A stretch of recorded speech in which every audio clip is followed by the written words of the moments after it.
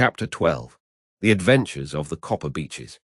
To the man who loves art for its own sake, remarked Sherlock Holmes, tossing aside the advertisement sheet of the Daily Telegraph, it is frequently in its least important and lowliest manifestations that the keenest pleasure is to be derived.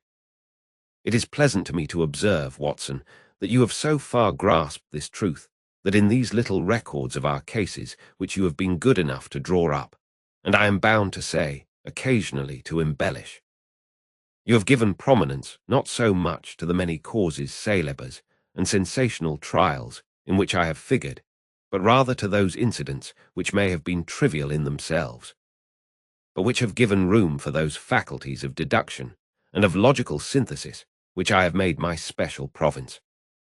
And yet, said I, smiling, I cannot quite hold myself absolved from the charge of sensationalism which has been urged against my records.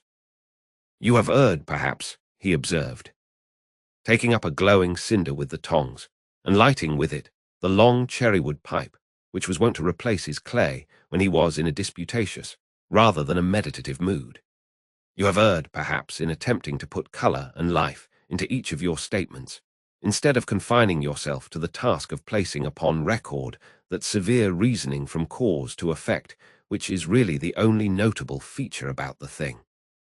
It seems to me that I have done you full justice in the matter. I remarked with some coldness, for I was repelled by the egotism which I had more than once observed to be a strong factor in my friend's singular character. No, it is not selfishness or conceit, said he, answering, as was his wont, my thoughts rather than my words. If I claim full justice for my art, it is because it is an impersonal thing, a thing beyond myself. Crime is common. Logic is rare. Therefore it is upon the logic, rather than upon the crime, that you should dwell. You have degraded what should have been a course of lectures into a series of tales. It was a cold morning of the early spring, and we sat after breakfast on either side of a cheery fire in the old room at Baker Street. A thick fog rolled down between the lines of dun-coloured houses, and the opposing windows loomed like dark, shapeless blurs through the heavy yellow wreaths. Our gas was lit and shone on the white cloth and glimmer of china and metal, for the table had not been cleared yet. Sherlock Holmes had been silent all the morning, dipping continuously into the advertisement columns of a succession of papers until at last, having apparently given up his search, he had emerged in no very sweet temper to lecture me upon my literary shortcomings. At the same time, he remarked after a pause, during which he had sat puffing at his long pipe and gazing down into the fire, you can hardly be open to a charge of sensationalism, for out of these cases which you have been so kind as to interest yourself in, a fair proportion do not treat of crime in its legal sense at all. The small matter in which I endeavoured to help the King of Bohemia, the singular experience of Miss Mary Sutherland, the problem connected with the man with the twisted lip, and the incident of the noble bachelor, were all matters which are outside the pale of the law. But in avoiding the sensational, I fear that you may have bordered on the trivial. The end may have been so, I answered, but the methods I hold to have been novel and of interest. Sure, my dear fellow, what do the public, the great unobservant public, who could hardly tell a weaver by his tooth or a compositor by his left thumb, care about the finer shades of analysis and deduction? But indeed, if you are trivial, I cannot blame you, for the days of the great cases are past. Man, or at least criminal man, has lost all enterprise and originality. As to my own little practice, it seems to be degenerating into an agency for recovering lost lead pencils and giving advice to young ladies from boarding schools. I think that I have touched bottom at last, however. This note I had this morning marks my 0 point, I fancy. Read it. He tossed a crumpled letter across to me. It was dated from Montague Place upon the preceding evening, and ran thus: Dear Mr. Holmes, I am very anxious to consult you as to whether I should or should not accept a situation which has been offered to me as governess.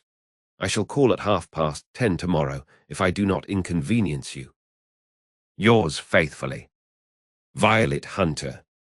Do you know the young lady? I asked. Not I. It is 10:30 now. Yes, and I have no doubt that is her ring. It may turn out to be of more interest than you think. You remember that the affair of the blue carbuncle, which appeared to be a mere whim at first, developed into a serious investigation. It may be so in this case also. Well, let us hope so. But our doubts will very soon be solved, for here, unless I am much mistaken, is the person in question. As he spoke, the door opened, and a young lady entered the room. She was plainly but neatly dressed, with a bright, quick face, freckled like a plover's egg, and with the brisk manner of a woman who has had her own way to make in the world. "You will excuse my troubling you, I am sure," said she, as my companion rose to greet her, "but I have had a very strange experience, and as I have no parents or relations of any sort from whom I could ask advice, I thought that perhaps you would be kind enough to tell me what I should do." "Pray take a seat, Miss Hunter. I shall be happy to do anything that I can to serve you." I could see that Holmes was favorably impressed by the manner and speech of his new client. He looked her over in his searching fashion, and then composed himself, with his lids drooping and his fingertips together, to listen to her story. "I have been a governess for 5 years," said she, "in the family of Colonel Spence Munro, but 2 months ago the Colonel received an appointment at Halifax, in Nova Scotia, and took his children over to America with him, so that I found myself without a situation. I advertised, and I answered advertisements, but without success. At last the little money which I had saved began to run short, and I was at my wits' end as to what I should do. There is a well-known agency for governesses in the West End called Westaway, and there I used to call about once a week in order to see whether anything had turned up which might suit me. Westaway was the name of the founder of the business, but it is really managed by Miss Stoper. She sits in her own little office, and the ladies who are seeking employment wait in an anteroom and are then shown in one by one, when she consults her ledgers and sees whether she has anything which would suit them. Well, when I called last week, I was shown into the little office as usual, but I found that Miss Stoper was not alone. A prodigiously stout man with a very smiling face and a great heavy chin, which rolled down in fold upon fold over his throat, sat at her elbow with a pair of glasses on his nose, looking very earnestly at the ladies who entered. As I came in, he gave quite a jump in his chair and turned quickly to Miss Stoper. "That will do," said he. "I could not ask for anything better. Capital, capital." He seemed quite enthusiastic and rubbed his hands together in the most genial fashion. He was such a comfortable-looking man that it was quite a pleasure to look at him. "You are looking for a situation, miss?" he asked. "Yes, sir." "As governess?" "Yes, sir." "And what salary do you ask?" "I had £4 a month in my last place, with Colonel Spence Munro." "Oh, tut, tut." "Sweating, rank sweating," he cried, throwing his fat hands out into the air like a man who is in a boiling passion. "How could anyone offer so pitiful a sum to a lady with such attractions and accomplishments?" "My accomplishments, sir, may be less than you imagine," said I. "A little French, a little German, music and drawing." "Tut, tut," he cried. "This is all quite beside the question. The point is, have you or have you not the bearing and deportment of a lady? There it is in a nutshell. If you have not, you are not fitted for the rearing of a child who may some day play a considerable part in the history of the country. But if you have, why, then, how could any gentleman ask you to condescend to accept anything under the 3 figures? Your salary with me, madam, would commence at £100 a year. You may imagine, Mr. Holmes, that to me, destitute as I was, such an offer seemed almost too good to be true. The gentleman, however, seeing perhaps the look of incredulity upon my face, opened a pocket-book and took out a note. "It is also my custom," said he, smiling in the most pleasant fashion until his eyes were just 2 little shining slits amid the white creases of his face, "to advance to my young ladies half their salary beforehand, so that they may meet any little expenses of their journey and their wardrobe." It seemed to me that I had never met so fascinating and so thoughtful a man. As I was already in debt to my tradesmen, the advance was a great convenience, and yet there was something unnatural about the whole transaction which made me wish to know a little more before I quite committed myself. "May I ask where you live, sir?" said I. "Hampshire, charming rural place. The Copper Beeches, 5 miles on the far side of Winchester. It is the most lovely country, my dear young lady, and the dearest old country house." "And my duties, sir? I should be glad to know what they would be." "One child, one dear little romper just 6 years old. Oh, if you could see him killing cockroaches with a slipper, smack, smack, smack. 3 gone before you could wink." He leaned back in his chair and laughed his eyes into his head again. I was a little startled at the nature of the child's amusement, but the father's laughter made me think that perhaps he was joking. "My sole duties, then," I asked, "are to take charge of a single child." "No, no, not the sole, not the sole, my dear young lady," he cried. "Your duty would be, as I am sure your good sense would suggest, to obey any little commands my wife might give, provided always that they were such commands as a lady might with propriety obey. You see no difficulty, Herr? I should be happy to make myself useful." "Quite so. In dress now, for example. We are faddy people, you know, faddy but kind-hearted. If you were asked to wear any dress which we might give you, you would not object to our little whim. Herr?" "No," said I, considerably astonished at his words. "Or to sit here or sit there, that would not be offensive to you." "Oh, no." "Or to cut your hair quite short before you come to us." I could hardly believe my ears. As you may observe, Mr. Holmes, my hair is somewhat luxuriant and of a rather peculiar tint of chestnut. It has been considered artistic. I could not dream of sacrificing it in this offhand fashion. "I am afraid that that is quite impossible," said I. He had been watching me eagerly out of his small eyes, and I could see a shadow pass over his face as I spoke. "I am afraid that it is quite essential," said he. "It is a little fancy of my wife's, and ladies' fancies, you know, madam, ladies' fancies must be consulted, and so you won't cut your hair." "No, sir, I really could not," I answered firmly. "Ah, very well, then that quite settles the matter. It is a pity, because in other respects you would really have done very nicely. In that case, Miss Stoper, I had best inspect a few more of your young ladies." The manageress had sat all this while busy with her papers, without a word to either of us, but she glanced at me now with so much annoyance upon her face that I could not help suspecting that she had lost a handsome commission through my refusal. "Do you desire your name to be kept upon the books?" she asked. "If you please, Miss Stoper." "Well, really, it seems rather useless, since you refuse the most excellent offers in this fashion," said she sharply. "You can hardly expect us to exert ourselves to find another such opening for you. Good day to you, Miss Hunter." She struck a gong upon the table, and I was shown out by the page. "Well, Mr. Holmes, when I got back to my lodgings and found little enough in the cupboard, and 2 or 3 bills upon the table, I began to ask myself whether I had not done a very foolish thing. After all, if these people had strange fads and expected obedience on the most extraordinary matters, they were at least ready to pay for their eccentricity. Very few governesses in England are getting £100 a year. Besides, what use was my hair to me?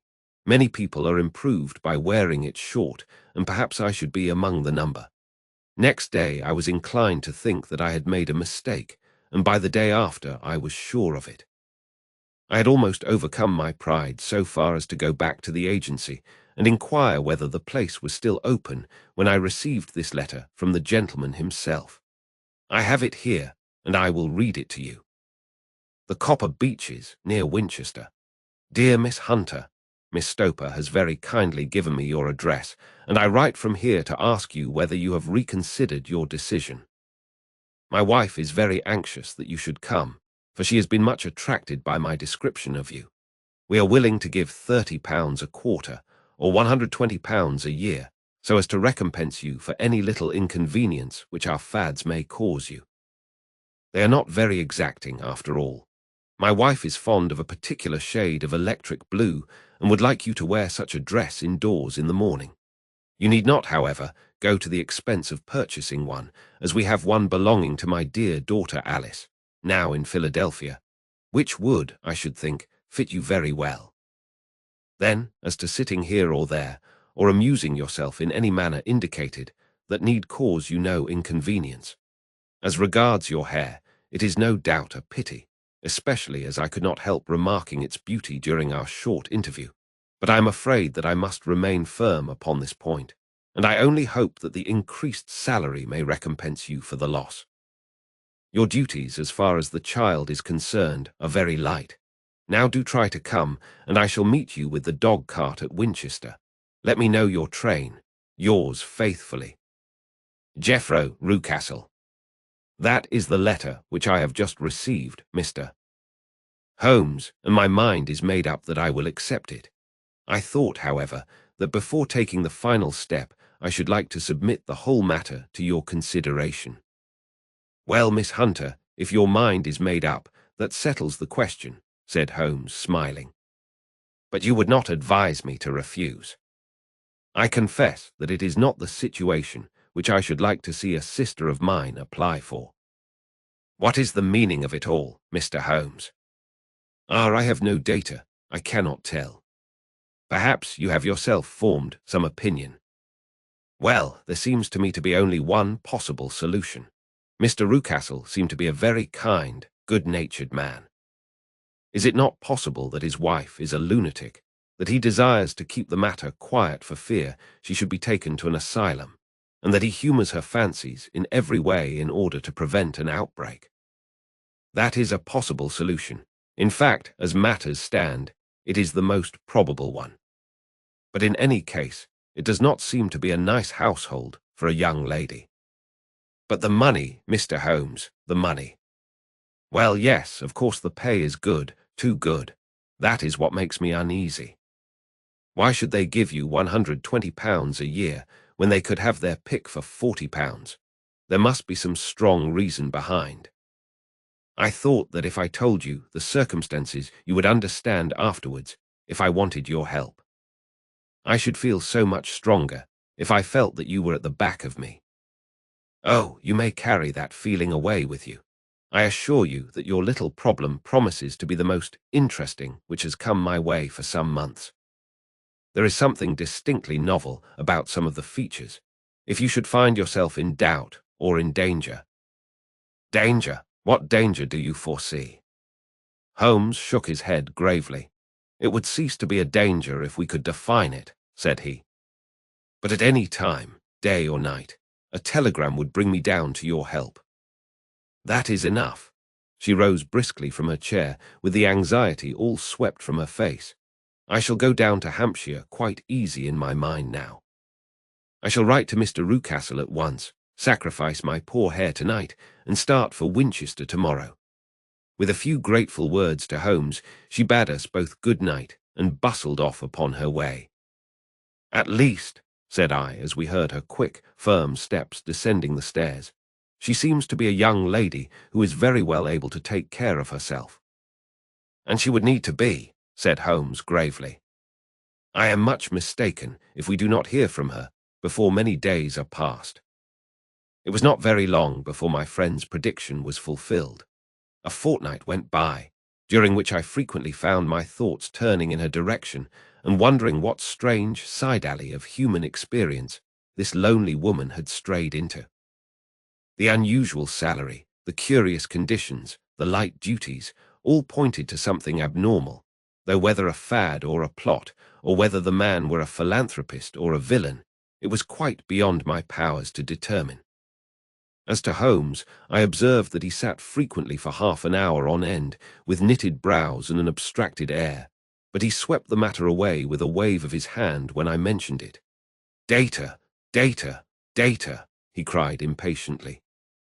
I can't make bricks without clay. And yet he would always wind up by muttering that no sister of his should ever have accepted such a situation. The telegram which we eventually received came late one night just as I was thinking of turning in, and Holmes was settling down to one of those all-night chemical researches which he frequently indulged in, when I would leave him stooping over a retort and a test tube at night, and find him in the same position when I came down to breakfast in the morning. He opened the yellow envelope and then, glancing at the message, threw it across to me. "Just look up the trains in Bradshaw," said he, and turned back to his chemical studies. The summons was a brief and urgent one. "Please be at the Black Swan Hotel at Winchester at midday tomorrow," it said. "Do come. I am at my wit's end. Hunter." "Will you come with me?" asked Holmes, glancing up. "I should wish to." "Just look it up, then." "There is a train at 9:30, said I, glancing over my Bradshaw. "It is due at Winchester at 11:30. "That will do very nicely. Then perhaps I had better postpone my analysis of the acetones, as we may need to be at our best in the morning." By 11 o'clock the next day, we were well upon our way to the old English capital. Holmes had been buried in the morning papers all the way down, but after we had passed the Hampshire border, he threw them down and began to admire the scenery. It was an ideal spring day, a light blue sky, flecked with little fleecy white clouds drifting across from west to east. The sun was shining very brightly, and yet there was an exhilarating nip in the air, which set an edge to a man's energy. All over the countryside, away to the rolling hills around Aldershot, the little red and grey roofs of the farmsteadings peeped out from amid the light green of the new foliage. "Are they not fresh and beautiful?" I cried with all the enthusiasm of a man fresh from the fogs of Baker Street, but Holmes shook his head gravely. "Do you know, Watson," said he, "that it is one of the curses of a mind with a turn like mine that I must look at everything with reference to my own special subject. You look at these scattered houses, and you are impressed by their beauty. I look at them, and the only thought which comes to me is a feeling of their isolation and of the impunity with which crime may be committed there." "Good heavens!" I cried. "Who would associate crime with these dear old homesteads? They always fill me with a certain horror. It is my belief, Watson, founded upon my experience, that the lowest and vilest alleys in London do not present a more dreadful record of sin than does the smiling and beautiful countryside. You horrify me. But the reason is very obvious. The pressure of public opinion can do in the town what the law cannot accomplish. There is no lane so vile that the scream of a tortured child or the thud of a drunkard's blow does not beget sympathy and indignation among the neighbours, and then the whole machinery of justice is ever so close that a word of complaint can set it going, and there is but a step between the crime and the dock. But look at these lonely houses, each in its own fields, filled for the most part with poor ignorant folk who know little of the law. Think of the deeds of hellish cruelty, the hidden wickedness which may go on, year in, year out, in such places, and none the wiser. Had this lady who appeals to us for help gone to live in Winchester, I should never have had a fear for her. It is the 5 miles of country which makes the danger. Still, it is clear that she is not personally threatened. No. If she can come to Winchester to meet us, she can get away. Quite so, she has her freedom. What can be the matter, then? Can you suggest no explanation? I have devised 7 separate explanations, each of which would cover the facts as far as we know them. But which of these is correct can only be determined by the fresh information which we shall no doubt find waiting for us. Well, there is the tower of the cathedral, and we shall soon learn all that Miss Hunter has to tell. The Black Swan is an inn of repute in the High Street, at no distance from the station, and there we found the young lady waiting for us. She had engaged a sitting room, and our lunch awaited us upon the table. "I am so delighted that you have come," she said earnestly. "It is so very kind of you both, but indeed I do not know what I should do. Your advice will be altogether invaluable to me. Pray tell us what has happened to you." "I will do so, and I must be quick, for I have promised Mr. Rucastle to be back before 3. I got his leave to come into town this morning, though he little knew for what purpose. Let us have everything in its due order." Holmes thrust his long, thin legs out towards the fire and composed himself to listen. "In the first place, I may say that I have met, on the whole, with no actual ill treatment from Mr. and Mrs. Rucastle. It is only fair to them to say that. But I cannot understand them, and I am not easy in my mind about them." "What can you not understand?" "Their reasons for their conduct. But you shall have it all just as it occurred. When I came down, Mr. Rucastle met me here and drove me in his dog-cart to the Copper Beeches. It is, as he said, beautifully situated, but it is not beautiful in itself, for it is a large square block of a house, whitewashed, but all stained and streaked with damp and bad weather. There are grounds round it, woods on 3 sides, and on the fourth a field which slopes down to the Southampton High Road, which curves past about 100 yards from the front door. This ground in front belongs to the house, but the woods all round are part of Lord Southerton's preserves. A clump of copper beeches immediately in front of the hall door has given its name to the place. I was driven over by my employer, who was as amiable as ever, and was introduced by him that evening to his wife and the child. There was no truth, Mr. Holmes, in the conjecture which seemed to us to be probable in your rooms at Baker Street. Mrs. Rucastle is not mad. I found her to be a silent, pale-faced woman, much younger than her husband, not more than 30, I should think, while he can hardly be less than 45. From their conversation, I have gathered that they have been married about 7 years, that he was a widower, and that his only child by the first wife was the daughter who has gone to Philadelphia. Mr. Rucastle told me in private that the reason why she had left them was that she had an unreasoning aversion to her stepmother. As the daughter could not have been less than 20, I can quite imagine that her position must have been uncomfortable with her father's young wife. Mrs. Rucastle seemed to me to be colourless in mind as well as in feature.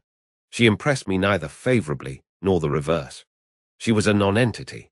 It was easy to see that she was passionately devoted both to her husband and to her little son.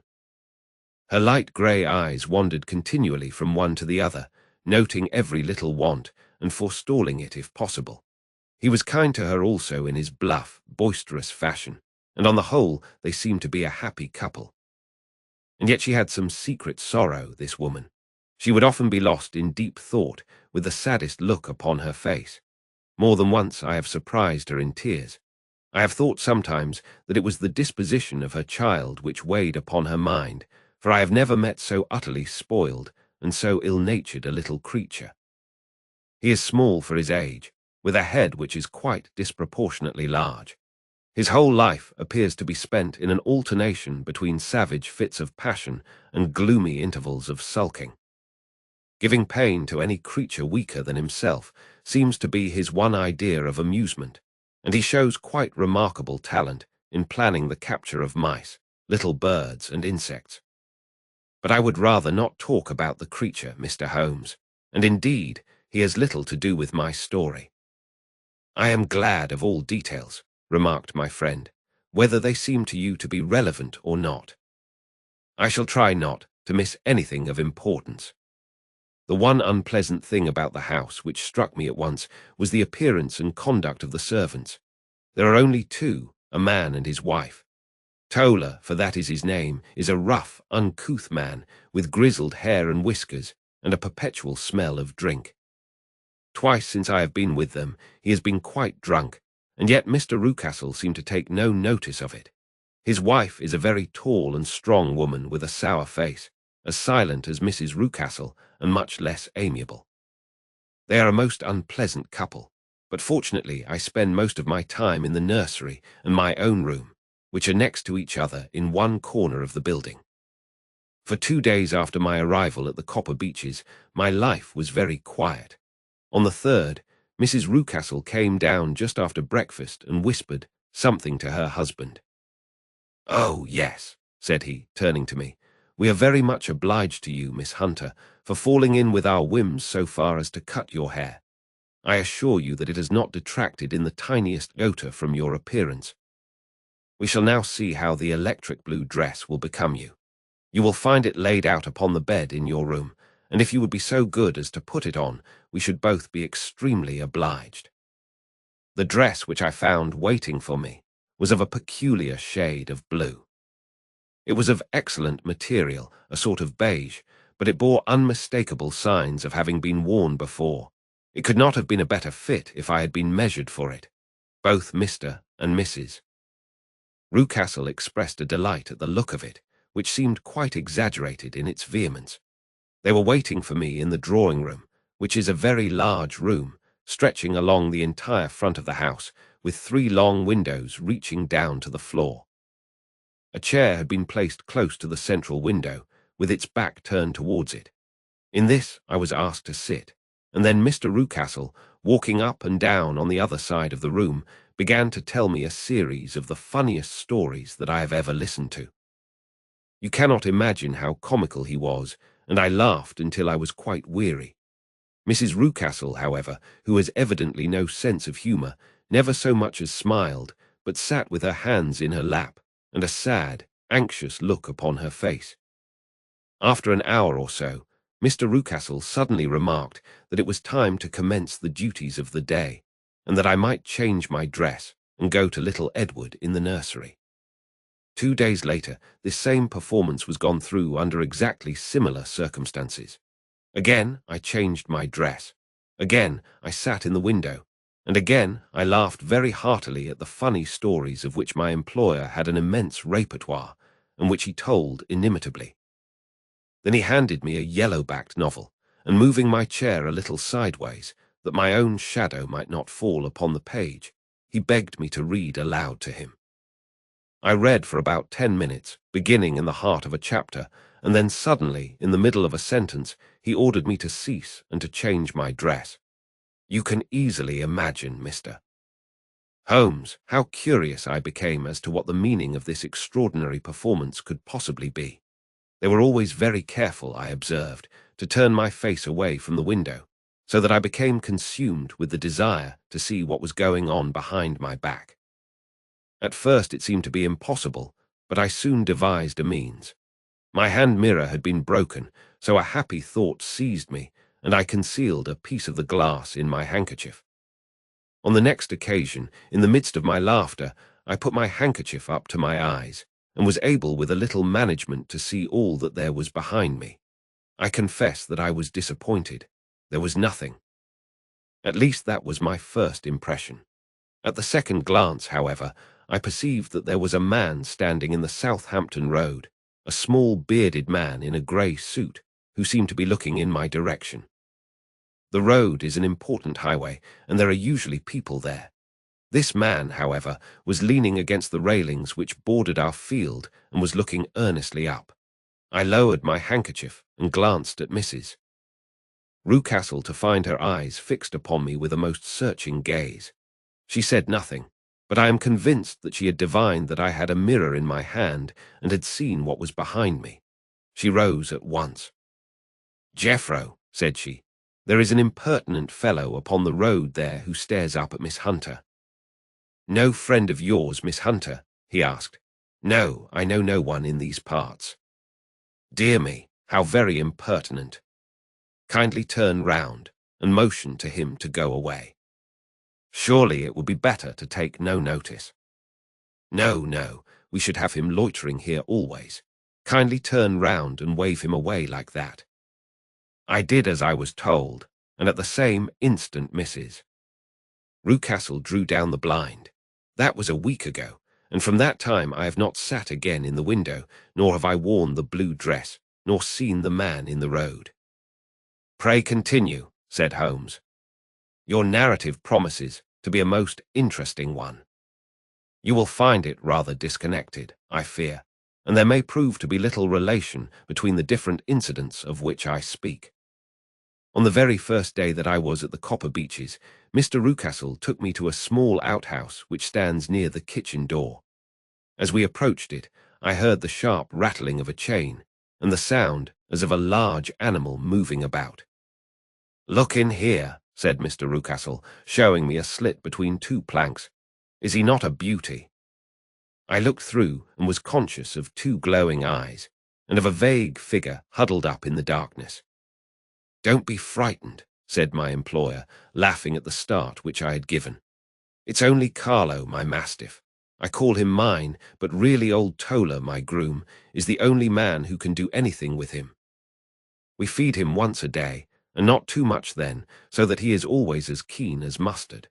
Tola lets him loose every night, and God help the trespasser whom he lays his fangs upon.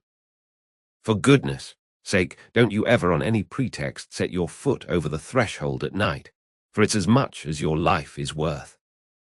The warning was no idle one, for 2 nights later I happened to look out of my bedroom window about 2 o'clock in the morning. It was a beautiful moonlight night, and the lawn in front of the house was silvered over and almost as bright as day. I was standing, wrapped in the peaceful beauty of the scene, when I was aware that something was moving under the shadow of the copper beeches. As it emerged into the moonshine, I saw what it was. It was a giant dog, as large as a calf, tawny tinted, with hanging jowl, black muzzle, and huge projecting bones.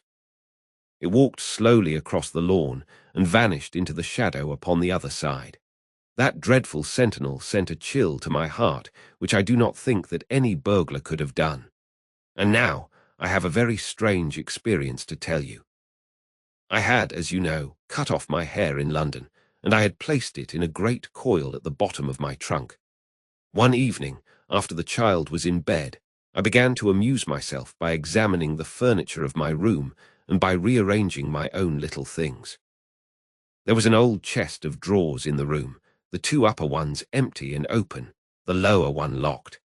I had filled the first 2 with my linen, and as I had still much to pack away, I was naturally annoyed at not having the use of the 3rd drawer. It struck me that it might have been fastened by a mere oversight, so I took out my bunch of keys and tried to open it. The very first key fitted to perfection, and I drew the drawer open. There was only one thing in it, but I am sure that you would never guess what it was. It was my coil of hair. I took it up and examined it. It was of the same peculiar tint and the same thickness.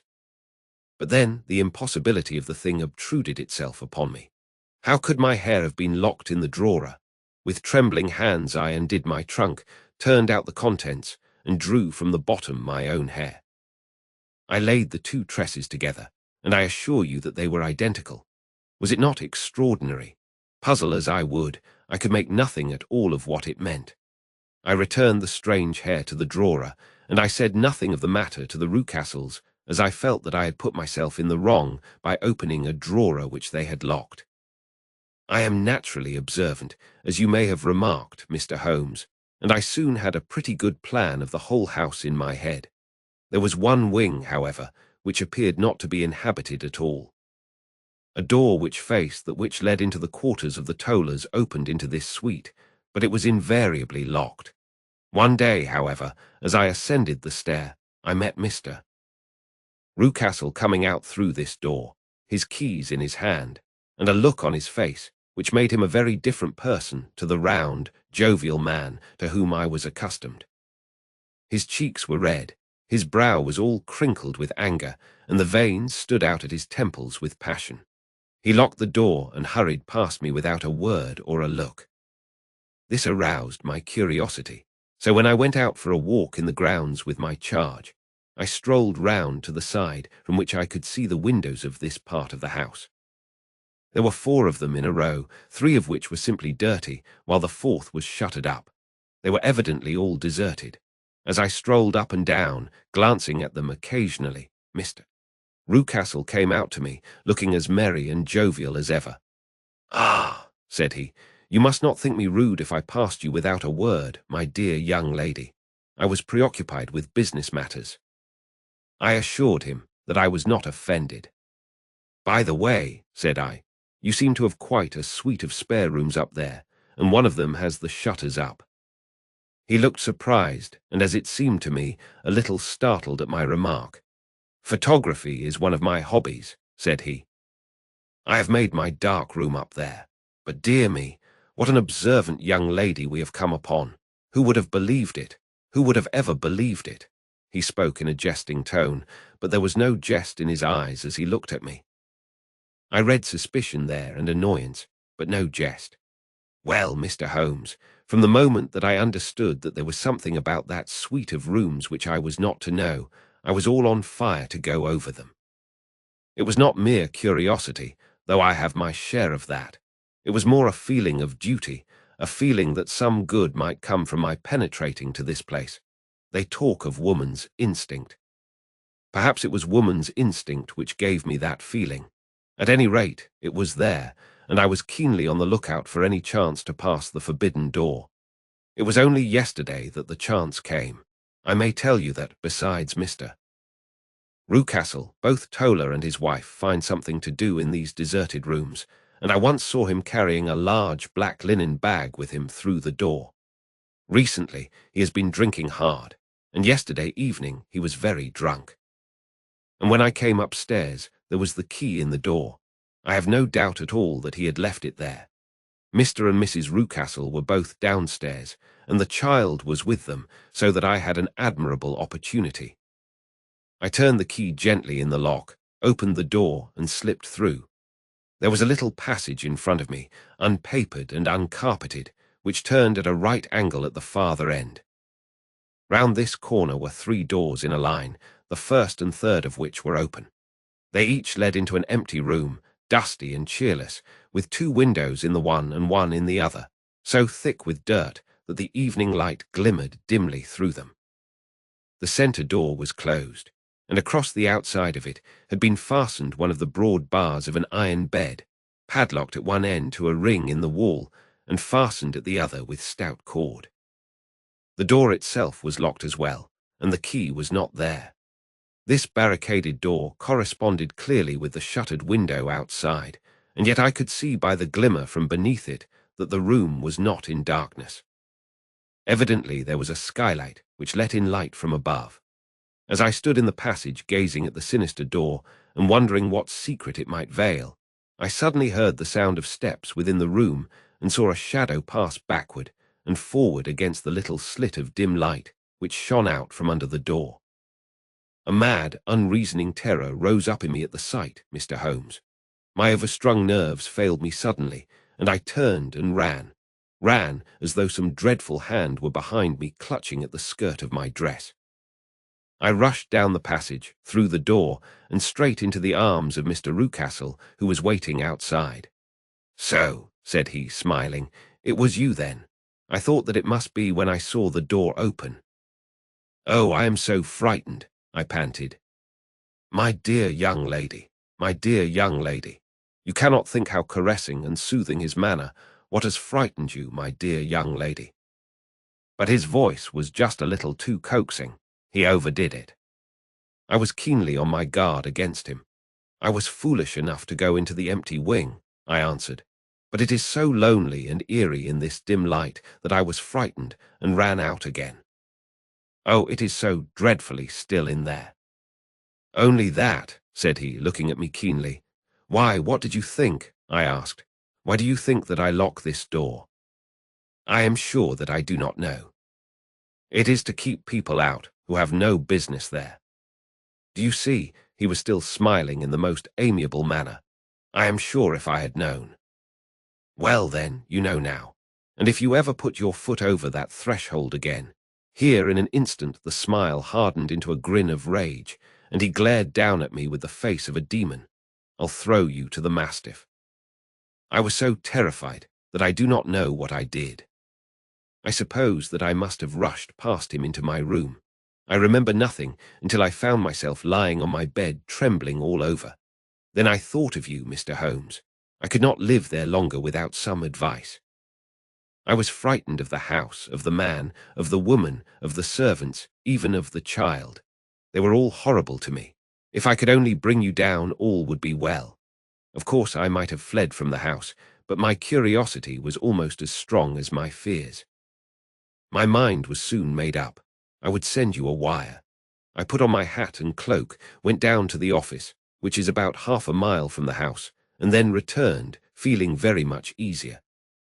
A horrible doubt came into my mind as I approached the door lest the dog might be loose, but I remembered that Toller had drunk himself into a state of insensibility that evening, and I knew that he was the only one in the household who had any influence with the savage creature, or who would venture to set him free. I slipped in safety and lay awake half the night in my joy at the thought of seeing you. I had no difficulty in getting leave to come into Winchester this morning, but I must be back before 3 o'clock for Mr. and Mrs. Rucastle are going on a visit, and will be away all the evening, so that I must look after the child. Now I have told you all my adventures, Mr. Holmes, and I should be very glad if you could tell me what it all means, and above all, what I should do. Holmes and I had listened spellbound to this extraordinary story. My friend rose now and paced up and down the room, his hands in his pockets, and an expression of the most profound gravity upon his face. "Is Toller still drunk?" he asked. "Yes, I heard his wife tell Mrs. Rucastle that she could do nothing with him." "That is well, and the Rucastles go out tonight?" "Yes." "Is there a cellar with a good strong lock?" "Yes, the wine cellar." "You seem to me to have acted all through this matter like a very brave and sensible girl, Miss Hunter. Do you think that you could perform one more feat? I should not ask it of you if I did not think you a quite exceptional woman." "I will try. What is it?" "We shall be at the Copper Beeches by 7 o'clock, my friend and I. The Rucastles will be gone by that time, and Toller will, we hope, be incapable. There only remains Mrs. Toller, who might give the alarm. If you could send her into the cellar on some errand, and then turn the key upon her, you would facilitate matters immensely." "I will do it." "Excellent. We shall then look thoroughly into the affair. Of course, there is only one feasible explanation. You have been brought there to personate someone, and the real person is imprisoned in this chamber. That is obvious. As to who this prisoner is, I have no doubt that it is the daughter, Miss Alice Rucastle, if I remember right, who was said to have gone to America. You were chosen, doubtless, as resembling her in height, figure, and the colour of your hair. Hers had been cut off, very possibly in some illness through which she has passed, and so, of course, yours had to be sacrificed also. By a curious chance you came upon her tresses. The man in the road was undoubtedly some friend of hers, possibly her fiancé, and no doubt, as you wore the girl's dress and were so like her, he was convinced from your laughter, whenever he saw you, and afterwards from your gesture, that Miss Rucastle was perfectly happy, and that she no longer desired his attentions. The dog is let loose at night to prevent him from endeavouring to communicate with her. So much is fairly clear. The most serious point in the case is the disposition of the child." "What on earth has that to do with it?" I ejaculated. "My dear Watson, you as a medical man are continually gaining light as to the tendencies of a child by the study of the parents. Don't you see that the converse is equally valid? I have frequently gained my first real insight into the character of parents by studying their children. This child's disposition is abnormally cruel, merely for cruelty's sake, and whether he derives this from his smiling father, as I should suspect, or from his mother, it bodes evil for the poor girl who is in their power."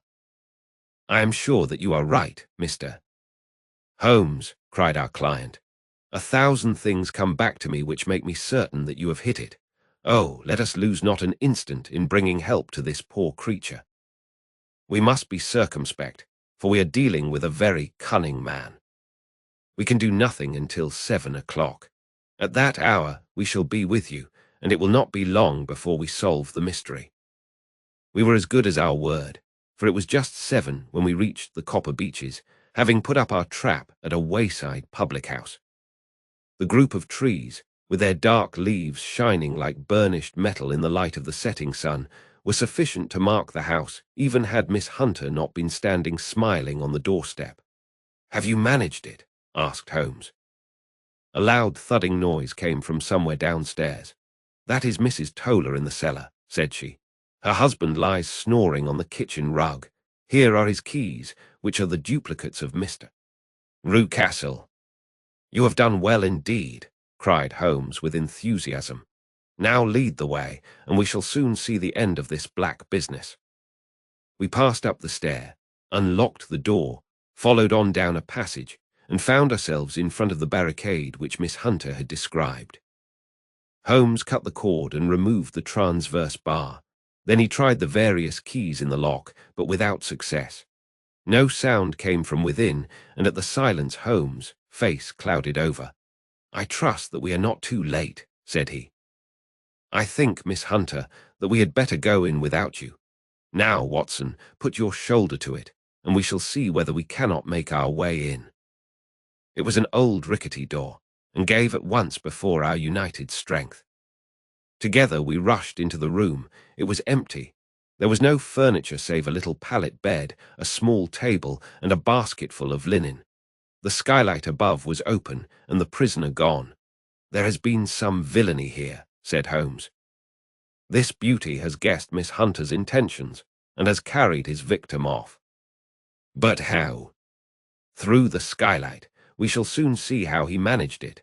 He swung himself up onto the roof. "Ah, yes," he cried. "Here, the end of a long light ladder against the eaves. That is how he did it." "But it is impossible," said Miss Hunter. "The ladder was not there when the Rucastles went away. He has come back and done it. I tell you that he is a clever and dangerous man. I should not be very much surprised if this were he whose step I hear now upon the stair. I think, Watson, that it would be as well for you to have your pistol ready." The words were hardly out of his mouth before a man appeared at the door of the room, a very fat and burly man, with a heavy stick in his hand. Miss Hunter screamed and shrunk against the wall at the sight of him, but Sherlock Holmes sprang forward and confronted him. "You villain," said he, "where's your daughter?" The fat man cast his eyes round, and then up at the open skylight. "It is for me to ask you that," he shrieked. "You thieves, spies and thieves, I have caught you, have I? You are in my power, I'll serve you." He turned and clattered down the stairs as hard as he could go. "He's gone for the dog," cried Miss Hunter. "I have my revolver," said I. "Better close the front door," cried Holmes, and we all rushed down the stairs together. We had hardly reached the hall when we heard the baying of a hound, and then a scream of agony with a horrible worrying sound which it was dreadful to listen to. An elderly man with a red face and shaking limbs came staggering out at a side door. "My God!" he cried. "Someone has loosed the dog. It's not been fed for 2 days. Quick, quick, or it'll be too late." Holmes and I rushed out and round the angle of the house, with Toller hurrying behind us. There was the huge famished brute, its black muzzle buried in Rucastle's throat, while he writhed and screamed upon the ground. Running up, I blew its brains out, and it fell over with its keen white teeth still meeting in the great creases of his neck. With much labour we separated them and carried him, living but horribly mangled, into the house. We laid him upon the drawing-room sofa, and having dispatched the sobered Toller to bear the news to his wife, I did what I could to relieve his pain. We were all assembled round him when the door opened, and a tall, gaunt woman entered the room. "Mrs. Toller," cried Miss Hunter. "Yes, miss. Mr. Rucastle let me out when he came back before he went up to you." "Ah, miss, it is a pity you didn't let me know what you were planning, for I would have told you that your pains were wasted." "Ha," said Holmes, looking keenly at her. "It is clear that Mrs. Toller knows more about this matter than anyone else." "Yes, sir, I do, and I am ready enough to tell what I know."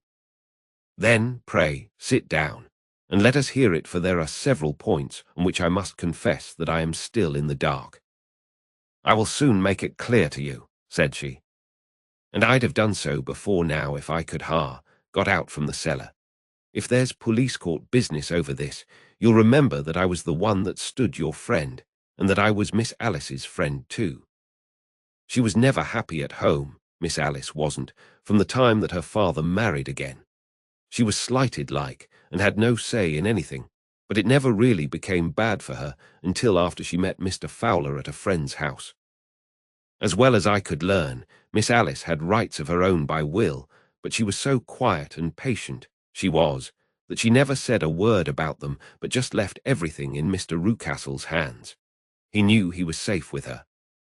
But when there was a chance of a husband coming forward who would ask for all that the law would give him, Then her father thought it time to put a stop on it. He wanted her to sign a paper so that whether she married or not, he could use her money. When she wouldn't do it, he kept on worrying her until she got brain fever and for 6 weeks was at death's door. Then she got better at last, all worn to a shadow and with her beautiful hair cut off. But that didn't make no change in a young man, and he stuck to her as true as man could be.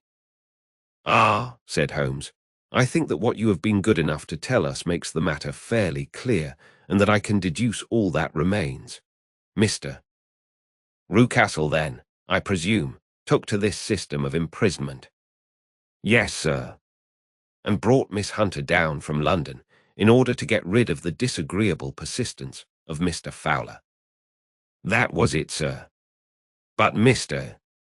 Fowler, being a persevering man, as a good seaman should be, blockaded the house, and having met you succeeded by certain arguments, metallic or otherwise, in convincing you that your interests were the same as his."